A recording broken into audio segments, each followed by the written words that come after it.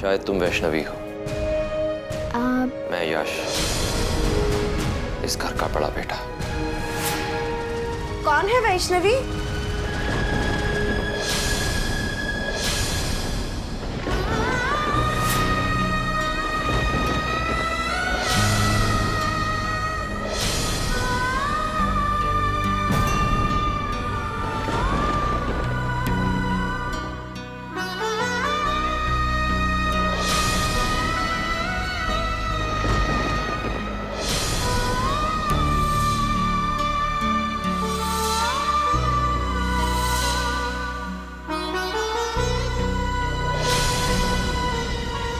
यश,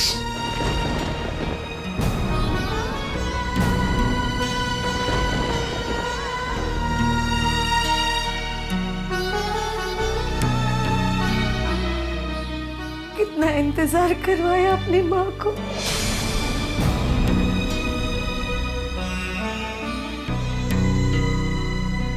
रुकिए माँ।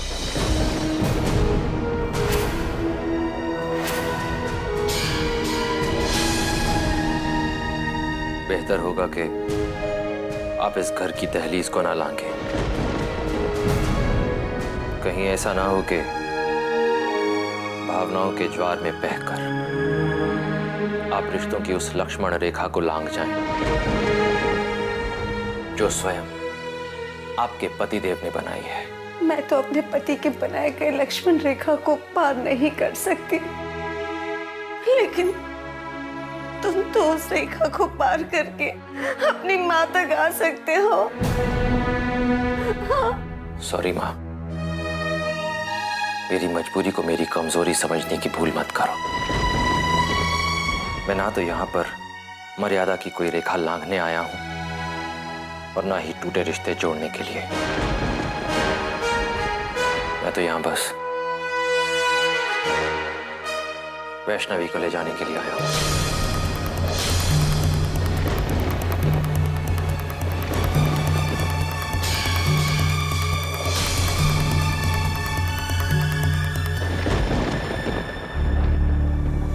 आओ बेटी, मैं तुम्हारा इंतजार कर रहा था। आपकी सब तैयारियां ठीक से चल रही हैं? मेरी तैयारियां तो हो चुकी है बेटी, लेकिन जब तक मुझे वंश की मौत का सामान नहीं मिलता, ये सारी तैयारियां बेमानी है। पापा, आप बिल्कुल फिक्र मत करो, वो सब चीजें आज रात को आपको मिल जाएंगी। वो कैसे? मोक्ष की मदद से। उसने मुझे वादा किया है कि वो सारी की सारी चीजें आज रात तक हमें पहुंचा देगा।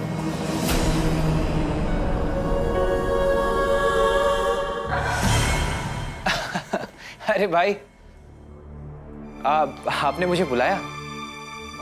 हाँ वंश, वो मुझे तुझसे कुछ जरूरी काम था, कुछ बात करनी है तुझसे। वो तो ठीक है भाई, क्या ये बात हम बाद में कर सकते हैं?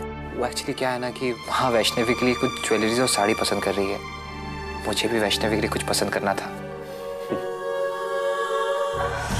पता है वंश, यकीन नहीं होता कि तू इतना बदल गया। सच भाई, मैं बदल गया हूँ। मेरे एक फैसले ने मुझे बदल के रख दिया। अब जिंदगी बहुत खूबसूरत लगने लगी है भाई। अरे भाई, ये सब क्या है? अरे कुछ नहीं, अब तेरी इस नई खूबसूरत जिंदगी की शुरुआत के लिए एक जश्न है, उसका इंतजाम है छोटा मोटा। इसलिए आज हम दोनों भाई एक साथ मिलकर बैठकर जश्न मनाएंगे, शानदार सा। हाँ, थैंक यू भाई। भाई लेकिन मैंने पीना छोड़ दिया है। अरे पगले, ये कोई पीना पाना थोड़ा ही है, हम कोई भेवड़े थोड़ा ही हैं। अरे ये तो बस एक एक जाम और बस जश्न मनाना, सेलिब्रेट करना। क्या है कि एक एक जाम लेंगे तो जिंदगी थोड़ी हसीन नजर आए। क्या कहता है, बता। वो भाई मैं सोच रहा हूँ। अरे प्लीज वंश यार, मना मत करना, मेरे लिए बस एक जाम की बात है। अरे पगले, इतना सोच मत यार, अब नई हसीन जिंदगी की शुरुआत के लिए। ठीक है भाई, आप इतना इंसिस्ट कर रहे हो तो मैं आपके लिए एक जाम तो पी लूं। Good, that's like my brother. ये हुई ना बात।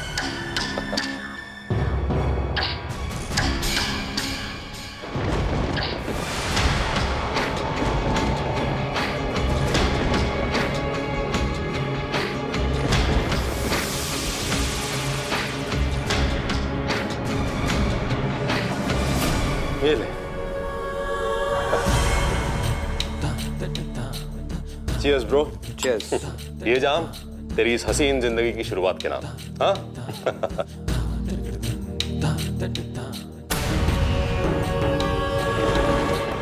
तूने मेरे साथ जश्न मनाने का फैसला करके बहुत बुरा किया वंश, क्योंकि आज का ये जश्न तेरी जिंदगी का आखिरी जश्न होगा।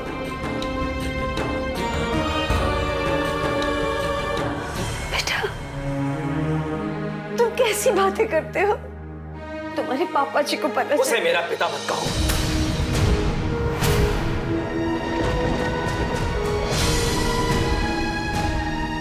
और वैसे भी मैं यहां मिस्टर शील कुमार की बहू को नहीं, बल्कि अपनी बेटी की वैष्णवी चाची को लेने के लिए आया हूं।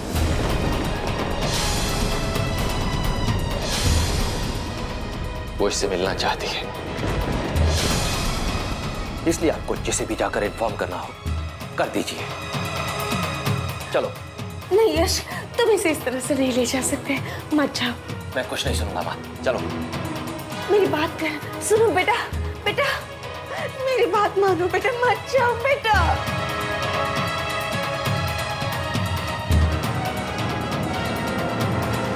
पंच कहाँ है?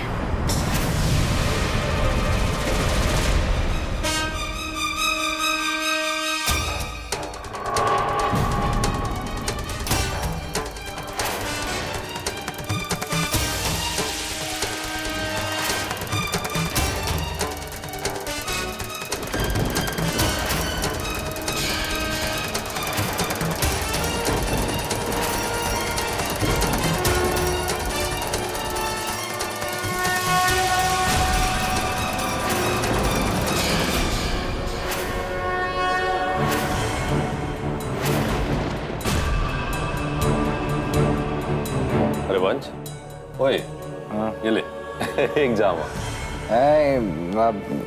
एक भी नहीं भाई। अरे वंश लेना यार, बस एक जामा। मैं हूं ना। भाई पीने का असूल है, पीते वक्त सोचने का नहीं। P P last. अरे वंश, बड़ा भाई हूं, जरा बोल रहा हूं, अब पी, बस भूल जा सब कुछ। पी, ये ले, भूल जा सब कुछ। लास्ट। अरे भूल जा।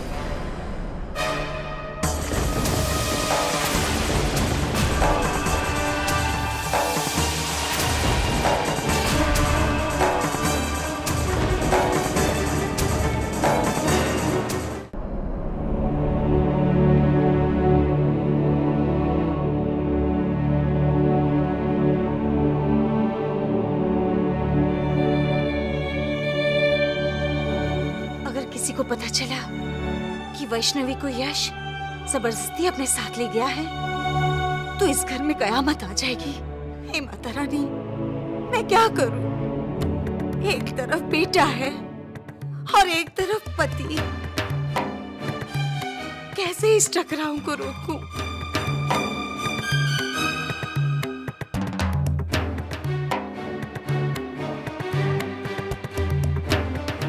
मुझे यश को समझाना होगा।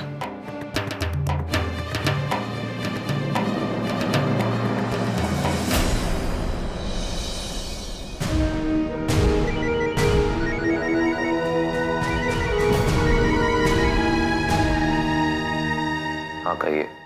यश, देखो बेटा, तुम ये ठीक नहीं कर रहे हो। तुम्हारे पापा जी की इजाजत के बगैर तुम वैष्णवी को अपने घर नहीं ले जा सकते। अगर तुम्हारे पापा जी को पता चल गया ना, तो इस घर में युद्ध छिड़ जाएगा बेटा। युद्ध तो कब का शुरू हो चुका है माँ। अब तो इस युद्ध की निर्णायक घड़ी आ चुकी है। बेटा, तुम्हारे पापा जी से चाहे तुम्हें कितनी भी शिकायत क्यों ना हो, लेकिन तुम अच्छी तरह से जानते हो बेटा कि तुम्हारी माँ तुमसे कभी झूठ नहीं बोलती। आप कहना क्या चाहती हैं? मुझे साफ साफ कहिए। शायद हमने कोई पुण्य किए होंगे, तभी तो माता रानी ने हमें ये सौगात दी है। बेटा, तुम माता रानी की ये सौगात को इस घर में वापस ले आओ।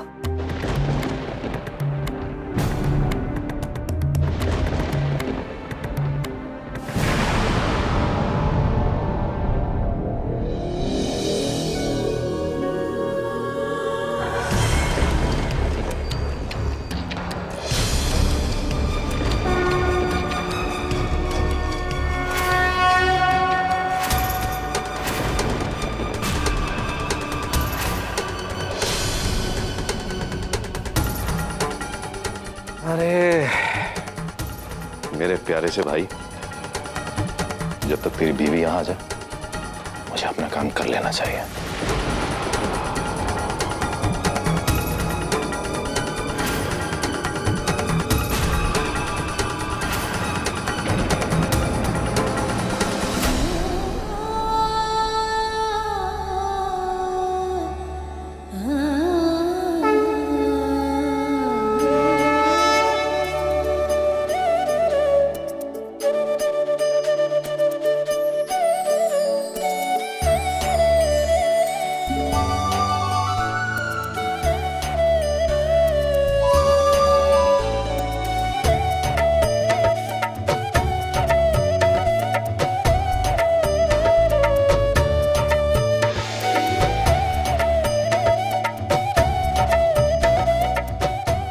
मुझे पता था चाची आप जरूर आओगी।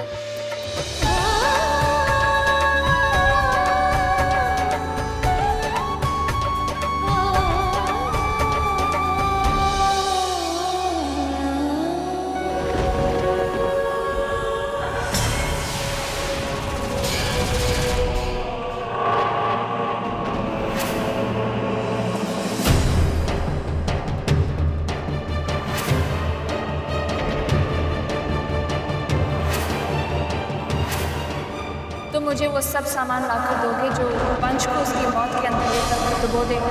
वंश का इस्तेमाल किया हुआ कपड़ा, उसके बाद नाखून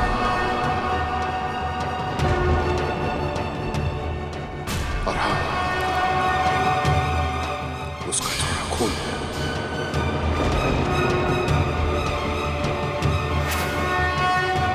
तो वंश की मौत निश्चित निश्चित।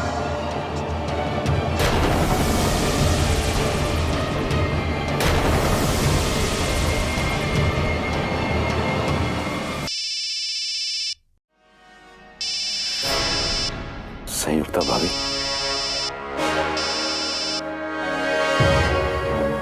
हेलो, क्या हुआ? वो मोक्ष भैया, एक्चुअली हमने जब से वंश और वैष्णवी की शादी के बारे में सुना है ना, तब से बहुत परेशान हैं। हम लोग सोच रहे थे कि क्यों ना हम लोग मिलकर इस समस्या का समाधान ढूंढें। अरे संयुक्ता भाभी, इस समस्या से मैं खुद निपट लूंगा, आप इसकी चिंता ना करें तो बेहतर होगा। फिलहाल आप अपनी उस सहेली संस्थान का ख्याल रखें, ओके? मोक्ष कह रहा है कि वो अकेले ही समस्या को संभाल लेगा। चलो अच्छा ही है, अगर मोक्ष अपनी मुसीबत से अकेले निपटना चाहता है तो उसकी मर्जी, लेकिन तब तक हम अपनी आखिरी चाल चलकर बाजी अपने नाम कर लेते हैं। क्या ख्याल है?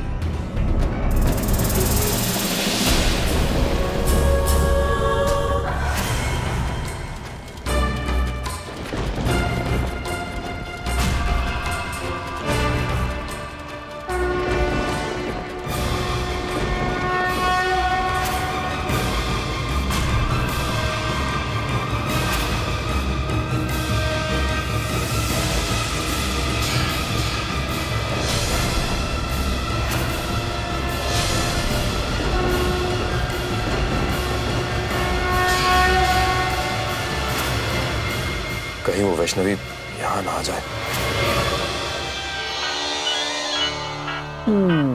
जय माता दी,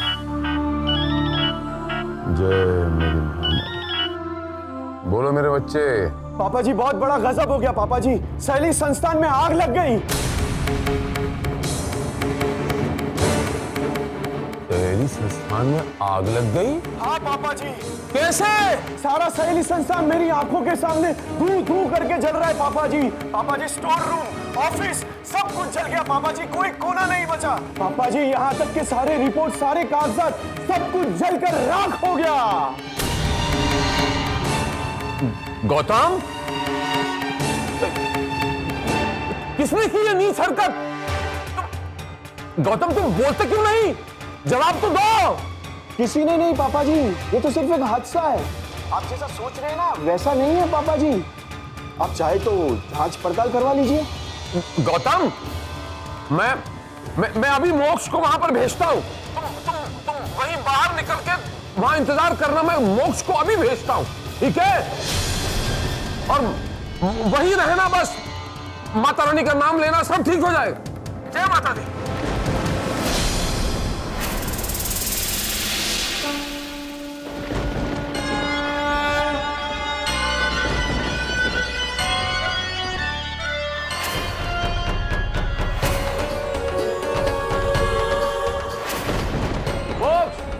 जी बड़े पापा जी। मोक्ष क्या है बच्चे? पापा जी मैं ढूंढती हूँ उनको भी। देखो जरा, देखो। जी मोक्ष।